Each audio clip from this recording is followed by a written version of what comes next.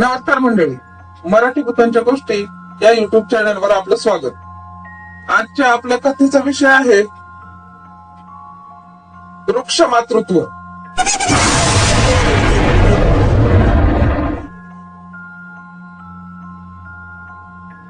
ही घटना माझ्या शेजारील गावातील आहे, साधारण 46 वर्षापूर्वीची।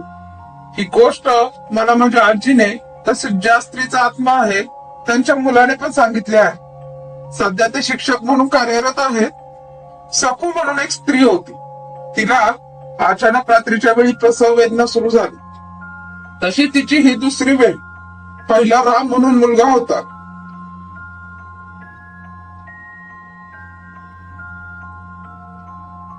सखू दिसायला खूप सुंदर होती। लग्न होऊन ती जेव्हा गावात आली तेव्हा पर्यटाच्या गल्लीपासून ते पाटलांच्या वाड्याच्या कट्ट्यापर्यंत हिच्या सौंदर्याची चर्चा। अशी ही सखू दुसऱ्या वेळी बाळंतपणासाठी माहेरी आली होती। गाव खूप आडवळणी, त्यामुळे वाहनाच्या गैरसोयी होती। हॉस्पिटलला, तालुक्याला गाडीवानाला उठवून बैलगाडी झुंपेपर्यंत सखू बाळंत झाली।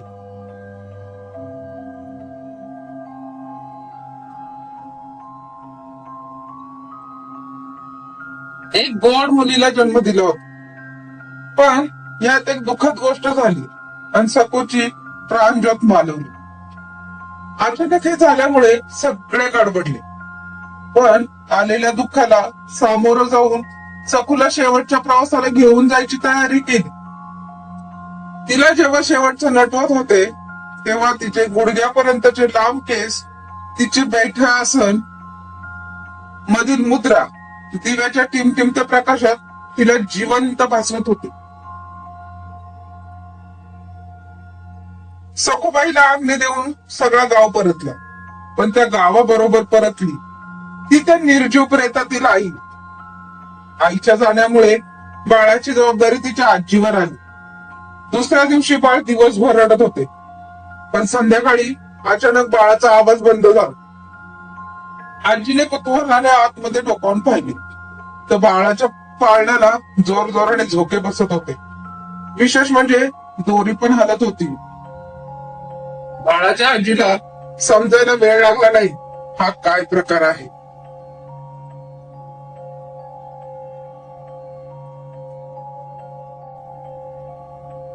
एकदा आजी अचानक झोपेतून उठून बाळाला पाहायला गेली, तर यावेळी मात्र समोरचे दृश्य पाहून तिच्या अंगावर काटा उभा राहिली। लांब सडक केस असलेली तीच आपली मुलगी, मात्र चेहरा गंभीर।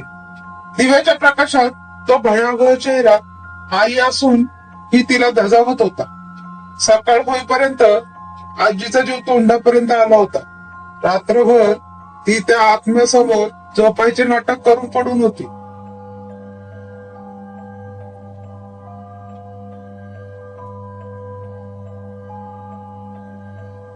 दुसऱ्या दिवशी जेव्हा ही गोष्ट सर्वांना समजली तेव्हा सर्वांना पहिल्यांदाच भयावह धक्का बसला, पण आधार वाटला। शेवटी एक आई आहे, काही करणार नाही कोणाला। पण रात्रभर त्या आत्म्यासोबत रात्र कडाडलेल्या आजीला मात्र ही भीती सहन झाली नाही। तिच्या बाळाच्या वडिलांना बाळ घेऊन जायला सांगितले। बाळ वडिलांच्या घरी आले होते, पण आजी त्याकडे विशेष लक्ष देत नव्हती।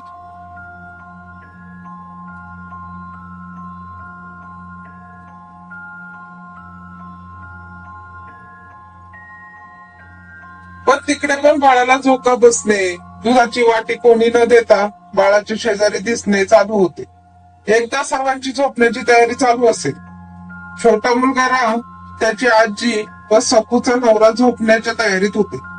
तोपर्यंत त्यांचं लक्ष समोरच्या चबुतरावर गेलं। तशी सर्वांचीच पाचावर धारण बसली। सखू त्यांचं बेसूर अवतारात बाळाकडे पाहत बसली होती। सासूकडे एक बेसूर कटाक्ष टाकला आणि बेसूर आवाजात तिच्या रडण्याने तो वाडा शहरला होता।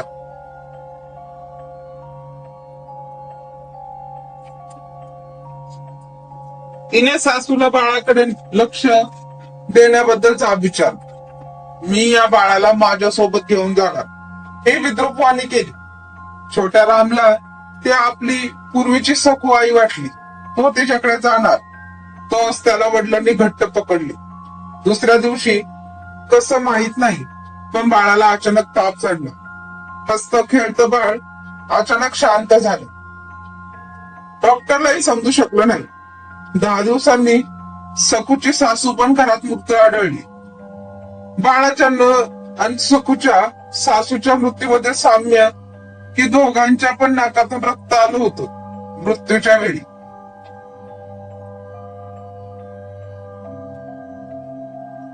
ही एका आईची माया होती की एका आत्म्याची वेडी शाप माया. धन्यवाद.